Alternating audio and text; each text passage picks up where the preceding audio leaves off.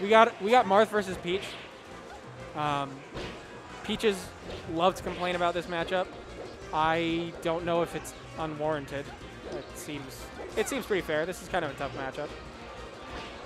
I know Forest is really good. I don't actually know that much about Intern. Matt, type in chat. Do you know much about Intern? Is Intern on par with Forest, or should we be expecting Intern to sweep Forest, or what? It's easy until the Marth thinks once. You don't know anything about interns. We should get some interns to run the stream. That's what we should do, man. That way, number one, you can go get food. But number two, you don't have to do it all by yourself. Matchup 70-30 in Peach's favor until top 20. Top 20 in the world? Or top 20 in the tournament, which is a very weird way to divide a tournament. I'm going to have to kind of agree with you. I'm a big Peach is really good at lower, at not like very high level. Peach is broken.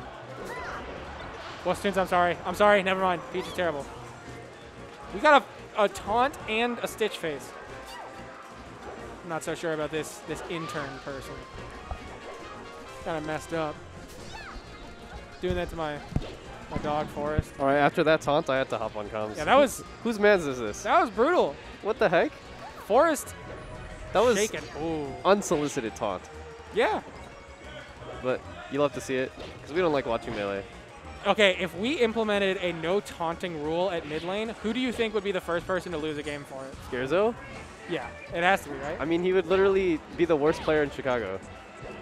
Yeah, probably. Well, I'm thinking like who would not be able to like they would accidentally forget the rule because they want to taunt so bad. Scarezo. It's still Scarezo. Yeah. Yeah. He would literally go from #1 Chicago to the worst. Yeah. But the Scarezo taunt is like it's a tech in and of itself. Yeah, that's what I'm talking about. The muscle memory taunt. And I think you're right. Within like so soon from starting, we get the Scarezy taunt. Even Scarezo agrees. Yeah. Well, he's listening to his board members, as a good CEO does. You know, speaking of funny rule sets, I've seen some good ones on Twitter where it's like they want to find the worst player in the tournament. Oh, so you yeah. just progressively have people only move on if they lose. Yeah. But there's actually a money incentive. So like you get $1 or something like that. For winning? Yeah. Because otherwise you would throw. Yeah, you get money for winning, so that they can actually find out who the worst person The is. genuinely worst person is. Yeah, that would be crazy. Also, I feel like it's so grimy, but it's mean. But if they volunteer, like, damn. I'm gonna smurf. I'm gonna enter that worst tournament, and I'm gonna keep losing until I get to the very last match, and it's versus like the actual worst person in the tournament. I'm gonna go hard mode. Try not to take a hit. Be like, oh man, yeah, I just started like last week. You're kind of dog shit at this game. You're kind of really fucking bad.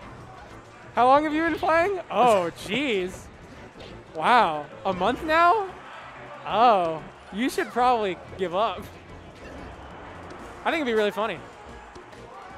The how long have you been playing question is like the typical new player question. That's the classic.